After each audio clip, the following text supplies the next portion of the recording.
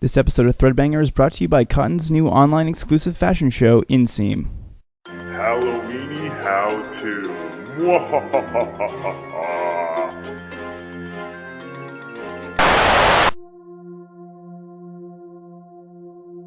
Double, double, toil and trouble, fire burn and cauldron bubble. You know, does that even work? I don't know, but it sounds cool. Alright, here's the recipe. Don't mess it up like last time. 2 spools of thread. An old black button-up. Some interfacing. Some scrap velvet. And lastly, a Threadbanger Janome sewing machine.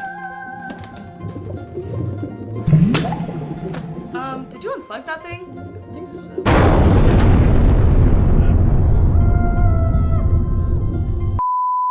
Alright, in honor of the interview we did with Susan Hilferty, we're going to show you how to make a fantastic witch costume. To create the skirt, I took an old, long, stretchy black dress and cut it across the waistline. Fold it in half lengthwise, draw a line down the middle of the back, and cut down the line. Then cut a 2.5-inch strip that's as long as your waist. Fold it in half, pin, iron the fold, and sew it together. Now pin it to your waistline right sides together and sew it on. Fold it up and sew a top stitch along the skirt part. Next, get out a bunch of old garments that you can cut long strips from and cut a bunch of strips. Sew one line of ruching along the top of each strip. If you need to, go back to Liz Tilley's hat episode to learn how. Okay, starting at the bottom, sew the ruche strips to the skirt using a zigzag stitch. If the garment you're sewing the strips to is stretchy, stretch the garment as you sew, but not the strips. When the strip ends, slightly overlap the next strip on top and keep sewing. Start on your next row of ruffles about 1.5 inches above the previous row. Repeat this process over and over and over again until you reach the top of the skirt. This is a very time-consuming process, but worth it in the end. When you're done sewing all your ruffles on, put a zipper in the back using Kate's zipper tutorial. And guess what? You have a super fashion-forward witch skirt. For the top part of your costume, take out an old, black, long-sleeve collared button-up and remove the sleeves using your seam ripper. Try it on and mark the point where your shoulders end. Start at that mark and cut along the armhole down to the armpit. Put it on again and pinch and pin the shirt to fit you better, starting at the armpit. Mark and sew along the pin line, then cut off the excess. Get out your sleeve and remove the cuff and the fabric along the slit. Put it on and mark a point about 2 inches above the elbow and cut the slit up to that point. Fold up the bottom of the sleeve about 1/4 inch and sew. Now pin the sleeve inside the armhole, starting at the armpit and working your way up to the shoulder. There's going to be some excess sleeve at the top. Just make small pleats and pin for a cool effect. Then sew along the pin line. Take out some contrasting fabric and measure 18 inches along the bottom.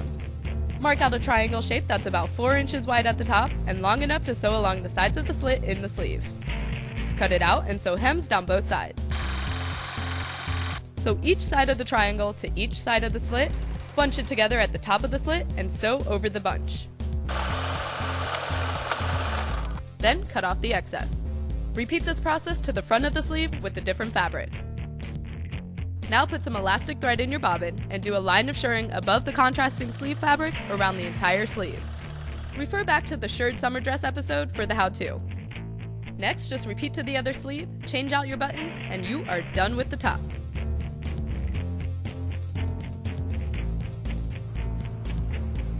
Stick around because when we return, I'm going to show you how to make the most important part of your costume, the hat.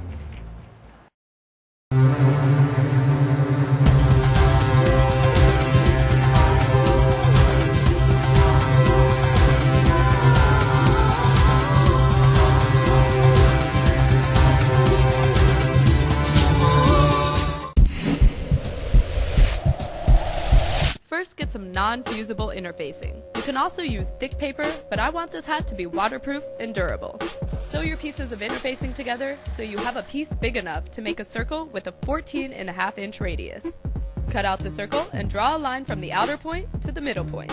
Cut along the line and roll it up like so. Make sure the bottom is wide enough to fit your head, and sew it together at this point. Then use your hot glue gun to glue the outer seam closed. Now take out some fabric, in this case, an old velvet skirt.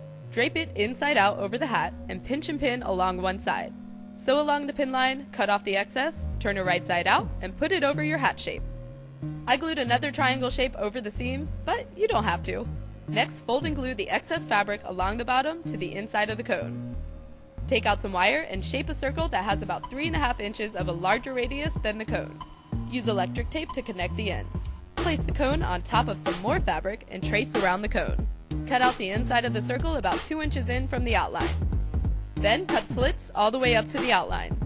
Place the wire circle over the fabric and cut around it about 2 inches out. Turn the cone upside down, place the fabric over the bottom of the cone, and glue the tabs to the inside. Turn it right side up and glue bias tape along the outer seam. Now put your hat structure on top of the wire and fold the overlapping fabric over the wire. Make sure to pull it very taut and pin all the way around. Attach your zipper foot and sew along the pin line as close to the wire as possible. Cut the excess off underneath and you are done with the structure of your hat. This is the Elphaba hat, which has to, you can see I've designed something that has a little bit of panache to it, so it has a spin to it. To add some panache, like Susan's hat, bend the wire up in some key spots. I also added some lacy fabric from an old 80s dress and a pretty purple flower.